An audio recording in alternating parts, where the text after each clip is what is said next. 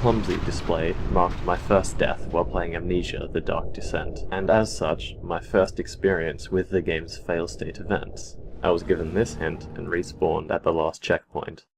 Pretty standard fare, but this moment changed the way I felt and behaved for the rest of the game. It may seem like a small matter, but understanding the consequence for failure hurt my immersion in more ways than I was expecting. I was always considering what would happen in the event of my death, and the assumptions I arrived at were correct, but I still couldn't help but feel disappointed when the game met the low expectation I had for the way it would handle failure. Not only did the generic approach of sending me back to a checkpoint take me out of the immersive space it had so well crafted, but it also made me feel a sense of empowerment, an emotion the game had until this point done a great job of depriving me. The entire first act of Amnesia exists to build the atmosphere that makes players feel vulnerable and disempowered. But something about the forgiving checkpoint system and the hint given to me made it feel like the game was offering me a security blanket, taking any satisfaction out of solving the current puzzle, as well as reassuring me, saying, "Boy, that sure was spooky. Don't worry though, nothing bad actually happens when you die. It's just a game." Of course, I was always well aware of that, but the fear of the unknown, even regarding the game's internal mechanics, made death something I instinctively wanted to avoid. I'm a complete baby when it comes to horror games, and later on, whenever I felt my fear become too much to bear, I would intentionally mess around at the next encounter just to pull myself out of that immersion, calm myself down, and feel like I was back in control. I would play around with enemy behavior, and the game felt less scary as I took more opportunity to explore its systems. I wouldn't have behaved like this if the game wasn't so weak when it came to telling players they screwed up. All this got me thinking about how other games handle fail states, and what I arrived at is kind of disappointing. The assumptions that I made before dying in Amnesia turned out to be right, because most other games I've played use almost identical systems to handle failure. You trigger the game's fail state, usually by dying or failing to meet a certain victory condition, and the game drops you back at the last checkpoint to try again. Not only is this immersion breaking, but I often can't help but feel that my time is being wasted when a game expects me to repeat content. Don't get me wrong, I definitely see the merit to expecting a player to accomplish a complete set of tasks without failure before allowing them to progress, and there's no way for a game to test that the player is learning and improving if they're only required to complete each constituent challenge on its own. But this generic model for handling failure feels too commonly misused, and Amnesia serves as a fine example of this. Speaking of Amnesia, I don't know how or what I would change to fix the issue in this instance. Horror games are a bit of an anomaly in this regard, given that the developer's focus is largely in keeping players emotionally on par with the protagonist, and what is traditionally considered good design is often left by the wayside in order to achieve this emotional parity.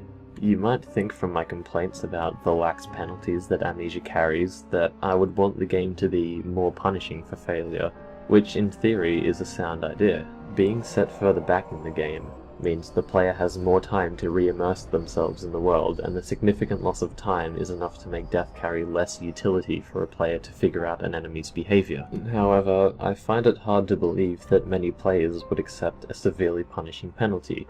Not only in Amnesia, but any game, even if the player was given several chances to succeed, with a harsher penalty for successive failures, like, say, triggering a game over state in Mario.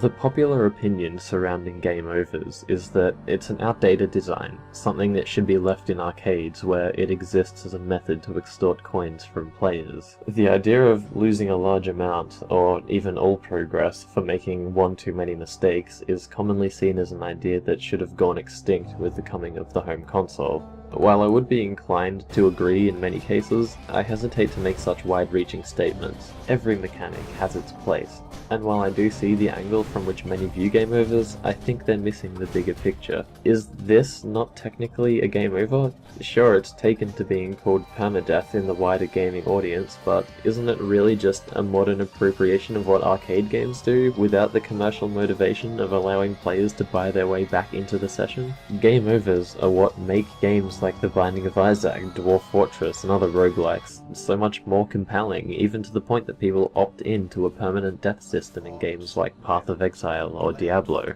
The point I'm trying to make here is that dismissing an entire fail-state system simply because it's all too often used in the wrong context is short-sighted.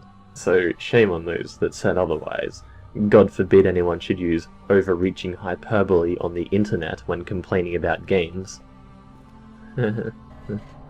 All the same, I feel like this approach is effective to a degree. To me, Justine is by far the most frightening of all Amnesia or Penumbra games, and I mainly attribute that to the complete lack of checkpoints. This made me feel more helpless than ever, and I found Justine to be a far more stressful and engrossing experience than the Dark Descent. But is this approach viable for a longer campaign like the Dark Descent? Hardly.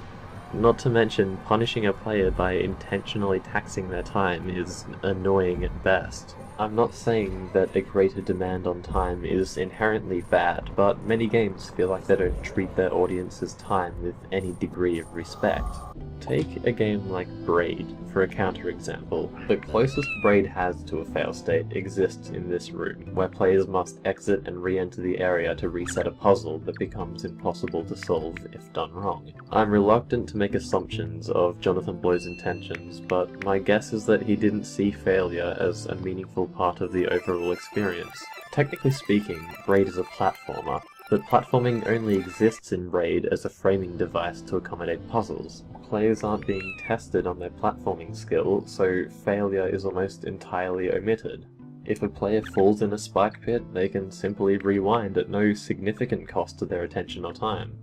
Such is Blow's respect for players' time that he doesn't let the regular trappings of video games degrade the integrity of the experience he was trying to craft. Even the room with the breakable puzzle has its purpose, but I'll leave a link in the description to a video of Jonathan Blow explaining his reasoning, because he's a much more elegant speaker than me, and I think the video is worth watching in its entirety. I think now is the right time to talk about that Amnesia game that everyone just wants to forget.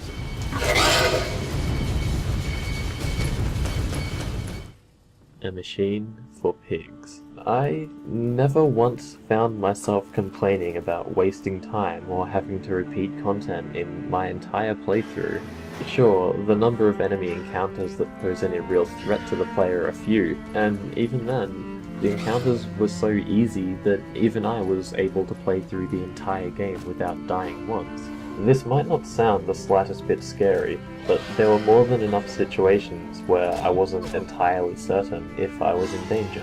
This makes for a solid 3 to 4 hour game where, if the player is careful enough, their experience won't be broken up by a crappy death sequence. Which, for the sake of clarity, looks like this.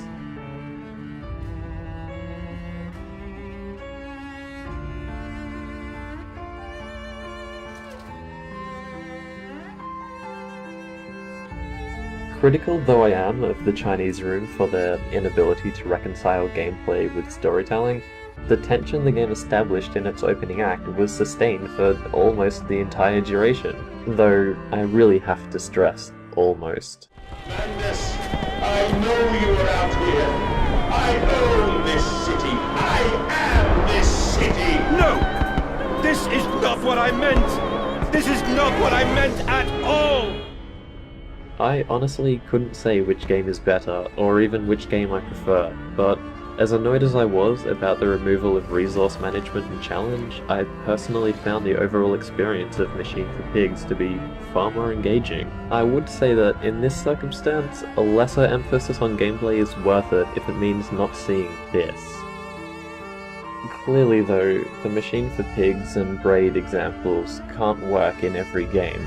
So with that in mind, what could we do to make it a more viable approach in a wider array of games, like say the long-running example of this video, The Dark Descent? A lack of fail states on its own would eliminate any reason to feel fear when playing the game, so obviously it's not feasible. But what if punishment was doled out in a less conceptual way, by which I mean without enacting a series of events in the game world? Before I bring any of this up, I'd like to be perfectly clear that I'm not endorsing what I'm about to discuss. All the same, I'm going to avoid the obvious moral discussion this warrants, because I'm here to talk about gameplay.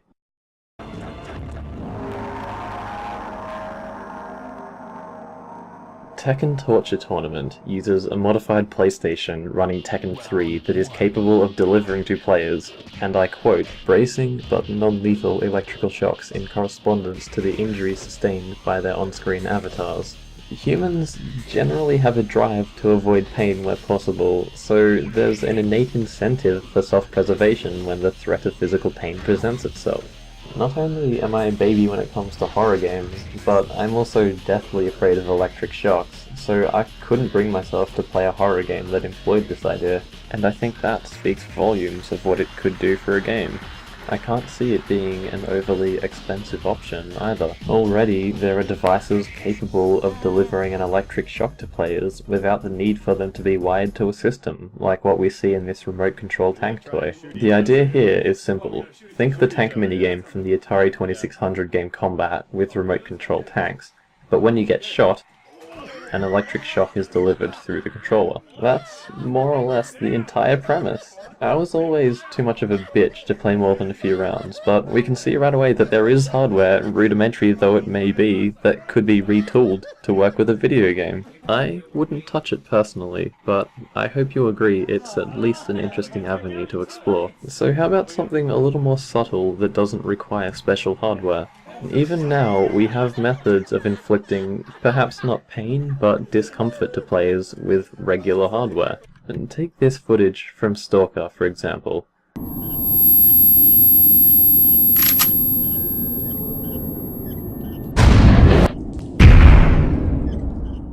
I've had mixed reactions from people who've seen it, but most people begin to feel headaches and nausea from exposure to the high-pitched ringing created by the enemy. While the feedback that this provides to the player is less immediate, the potential for gradually wearing somebody down over time with sensory stimulation alone is enormous. I'm not saying developers should start working with peripherals to electrocute players, initiate sensory attacks, or omit failure from games. I'd just love to see more attention shown to consequences for failure. Consider Dark Souls. From Software's approach to death was far from groundbreaking, yet it was profoundly elegant when viewed alongside the game as a whole. I'm not just talking about how tightly death is tied to the story, but how it inspires players to push on in the face of adversity and learn from their mistakes, and it all comes down to bloodstains. When considering death in Dark Souls, not many people think beyond the loss of souls, humanity, and a return to the bonfire. But death also presents an opportunity to the player. If they can reach their bloodstain without dying, they regain all dropped souls and humanity, on top of adding the souls plundered from enemies on the way. This teaches the player a few fundamental ideas. 1. Failure to improve increases the penalty for death. 2. There is an immediate and tangible reward for surpassing your previous attempt. These two factors together encourage the player to play cautiously and learn from their mistakes, something that is strongly demanded in order to finish the game. Thirdly, players that are dying often are implicitly farming souls, so long as they're reaching their bloodstain. This allows them more opportunity to level up their stats compared to a skillful player who doesn't need as much of a statistical edge to succeed. I could rave about the elegance of Dark Souls design for longer than anyone would be willing to listen, and there are channels that exist for that, so I'll stop before I get carried away. But I thought it was important to mention, because it serves as a great testament to how putting a little effort into a game's punishment systems can vastly improve the overall experience. After overthinking this topic, I still can't say I know the solution to the initial problem Amnesia presented. Sorry if that disappoints you, but I at least hope I've inspired a level of consideration toward fail states, and how a game can benefit from giving some attention to that facet of games that almost every player experiences at one point or another. If you had the same problem with Amnesia, I recommend giving some thought to how you might solve the matter as a fun thought experiment. Petty though this issue to which I'm giving far more consideration than necessary may seem. All the same, I'd like to hear your thoughts on the matter.